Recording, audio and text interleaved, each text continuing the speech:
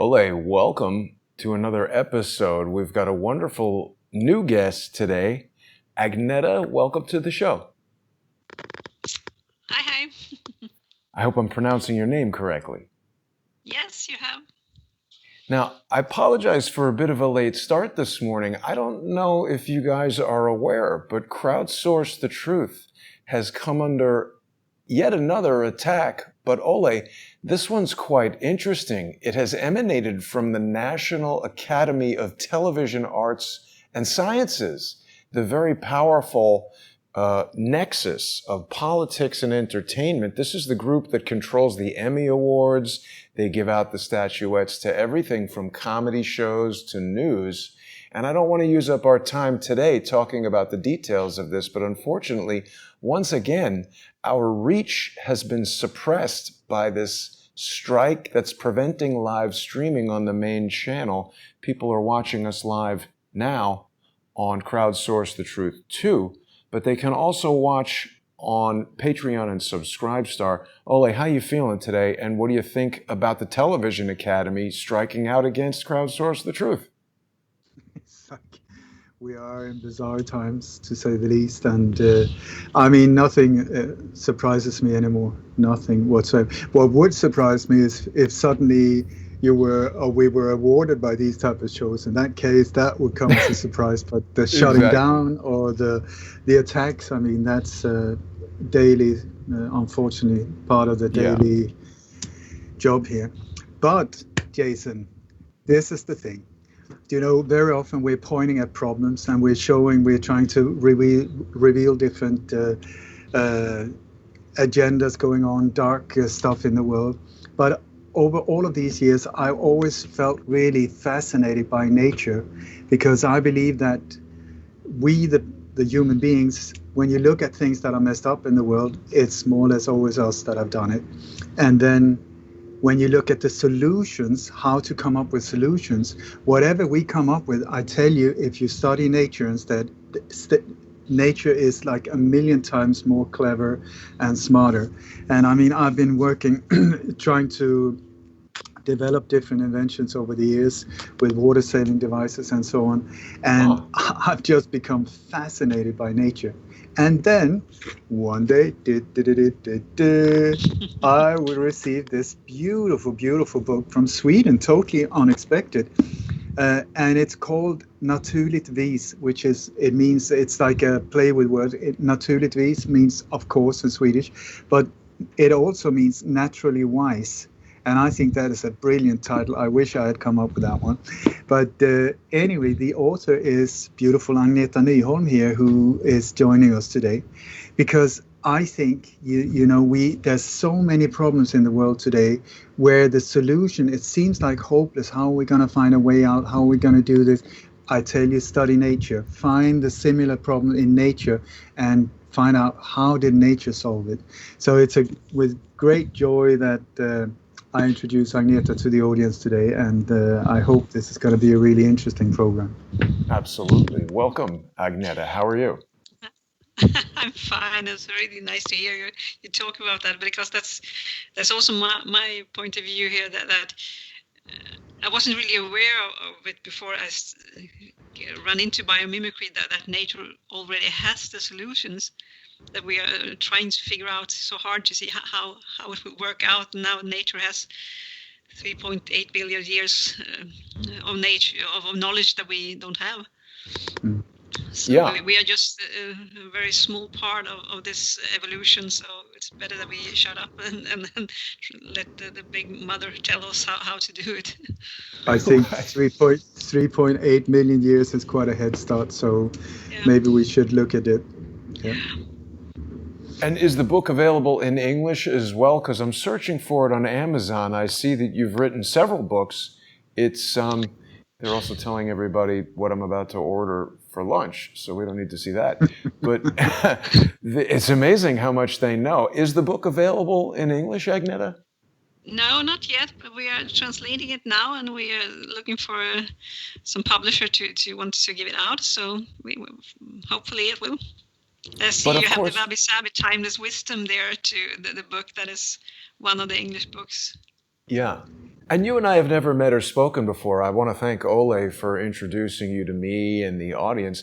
I agree with what you're saying. And frankly, I think some of the most responsible approaches to medicine are following your guide by trying to help the body heal itself. I don't want to make this political. I know Ole hates when I do that, but I was quite intrigued that last night, President Trump announced a plan to use convalescent blood plasma, which means people who have recovered from COVID-19 and have these antibodies in their blood, not necessarily from a pharmaceutical treatment, but from their own immune system.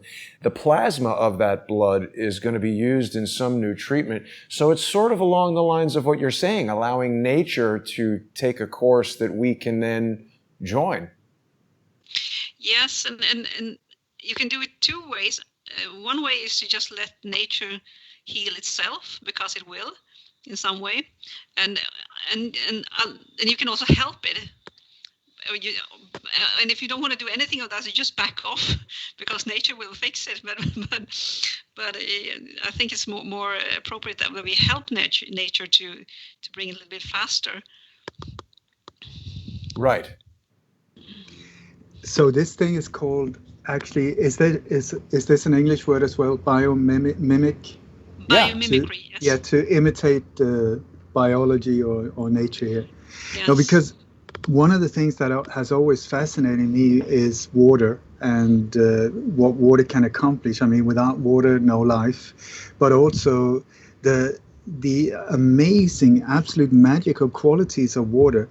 And one of the things that I love with nature is that if nature sort of encounters a problem, then to come forward with a solution, very often the problem becomes part of the solution. Is that not true, that the obstacle, whatever is the problem, will then adjust itself to meet the solution somehow in a beautiful, beautiful way? Yeah, it will find a solution, and if you give it a limit, they'll find a solution, and it will bring the rest with it, so that it will adjust in a very beautiful way and a very sustainable way. That's the magic of it. So it's very good with limits. So if we don't have limits, it will be a disaster, because it's the limits that we can dance with. So it's and then when we dance with it and we adjust with it, it will find other solutions. And it's not just in medicine. This biomimicry is something that we see in robotics. I've seen a lot of videos where they talk about they're making dog robots and they're making like mosquito-sized robots. There was one scientist who was even looking at the structure of a bird's wing and how it flaps, the efficiency with which certain insects fly, and trying to determine how aircraft could be made more efficient by looking at nature. Yeah, and it's when you go to the aircraft, it's the sharks, how the sharks moves in the water, and we have the air, the walls in the airplanes. You can look at the fungus, the slime fungus, and they're somewhere in nature is always a solution. There's always an answer. So if you just look at the problem and you ask nature, how will you fix it? And then nature in some way will show you that this animal or this species, or maybe it's a butterfly, or it's a bee, or it's a spider. For example, the spider web that is so strong is 5 to 10 times more stronger than steel. So why not look at the spiders and ask them, how are you doing this? And you have to look at it, the spider web, from different angles and from different different points of view. Points of view, but also from yrkeskategorier, alltså different.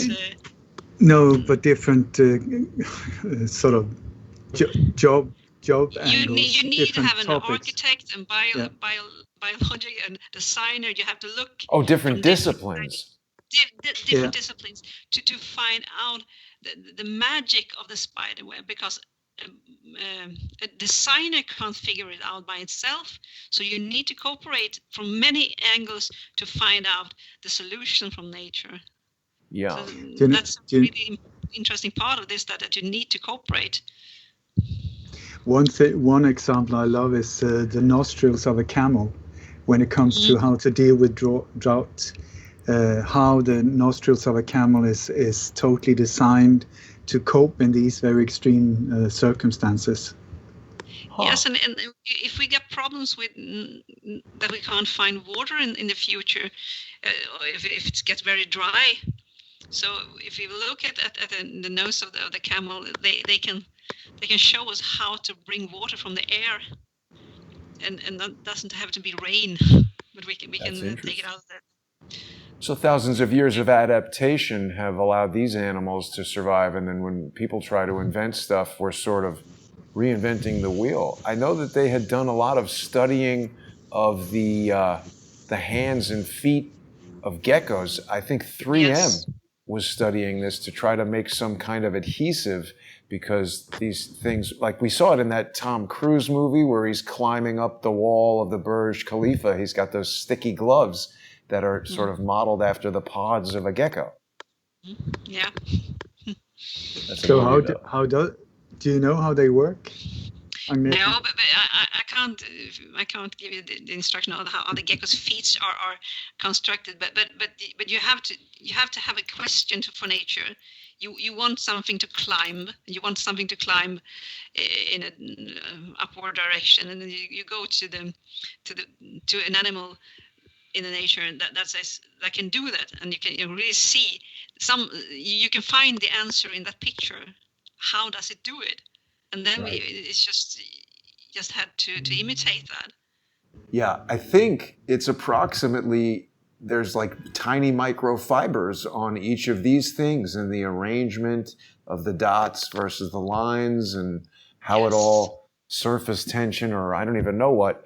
But they studied this and they tried to make some sticky stuff based on the gecko. And everything in biomimicry is about good design, and is to understanding the design. So it's just that we have to ask questions in a different way in the futures, and we need to be quiet enough to hear what nature really says. You know, one thing I also love with nature is that as above, so below. So that you have like if you look at the blood vessels in a hand, for instance, or you look at the leaf of a tree, you will see it's the same pattern of the sort of the the veins, or a river delta. It's the exact same thing. So if you can find sort of the solution for a river delta, if it starts clogging up, you will also be able to help, for instance, cloggings in the body, or at a tree, or so. So if you find the solution for one problem in one area, then you can move it to other areas as well. I think that is absolutely fascinating as well. It's like a microcosmos and a macrocosmos, and you have the brain cells, and that's exactly the same design as all the universe. It's like you look at the brain cell, and you expand it to the macrocosmos. You see the whole universe. So it's magic, and it's very difficult not be religious when you really look at into the leaves, or into the branches, or the stars. It's such a beautiful design, and the best thing of all is that it's sustainable. So it's nature knows what she's doing. Now, Agneta, sorry, go for it, Jason. Go ahead. Well, I was going to ask, does you have the brain cells and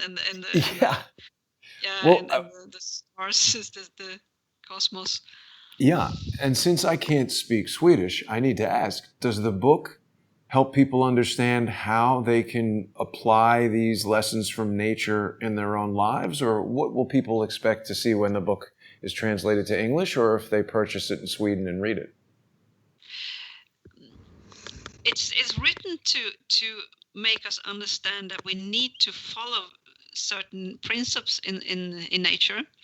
And I've written the book about the 9 principles of how nature is creating sustainable life, and it's written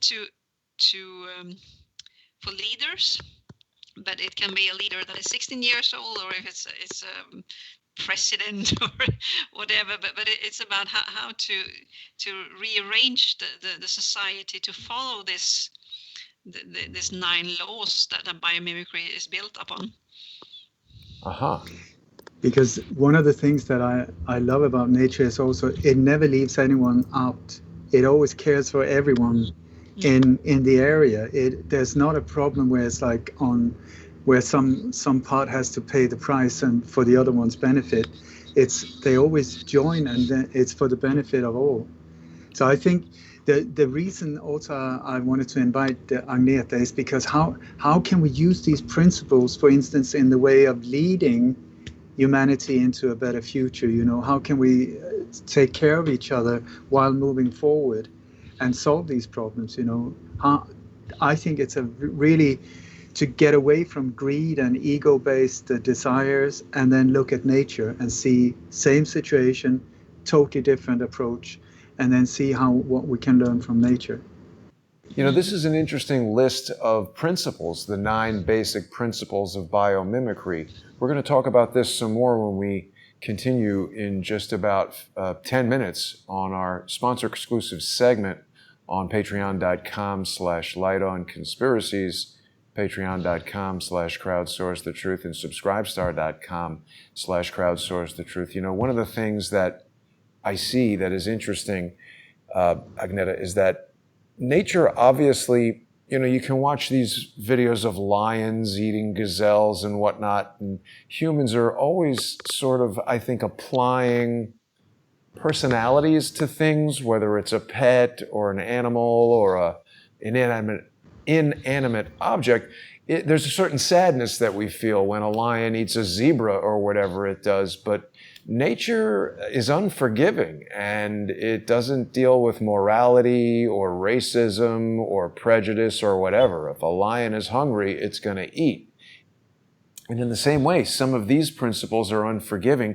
When we look at some of these systems, political and otherwise, that mankind has attempted to create, it doesn't apply these same principles, and perhaps that's where we start to skew off this path.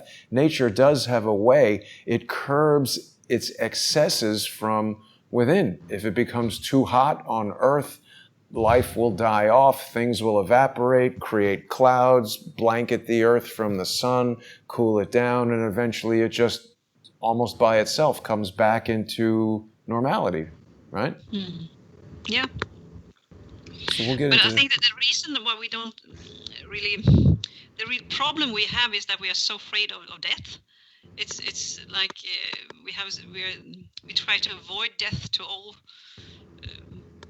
I don't know how to explain it, but if we weren't that afraid of death, we wouldn't have such a problem with understanding nature. So it's life and death. It's an inhale and exhale. Everything is moving very smoothly, and nothing ever disappears from nature. It's just rearranged into something new all the way, all the time, all the way. So it's nothing to be afraid of. It's just the way it is. Well, it's an excellent point because, absent any embalming or sealing in some kind of box and burying the ground, if a person just dies, they lie there on the ground, eventually rot and go down into the dirt and become part of the earth itself. And that is where it crosses over into religion. This idea of ashes to ashes and all that is religious explanation of natural phenomenon. So we're going to get into some more detail and discuss these 9 principles once we make the transition over to the sponsor-exclusive segment. Ole, any brief last words before we do that? No, I'm just really looking forward to learning as much as possible. So excellent. Come join us. Yes, we'll see everybody over there on Patreon and Subscribestar. Agneta, anything you'd like to say before we make the change? No. Great.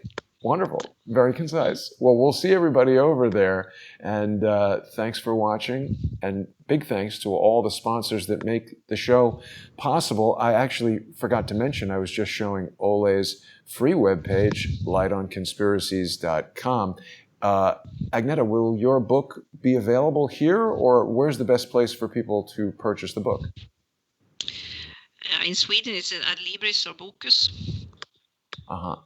But I really hope that it will get out in English. So get to a broader audience. Yeah. Yeah. That will be great. All right. Well, we'll see everybody in just a few minutes. Thanks for watching.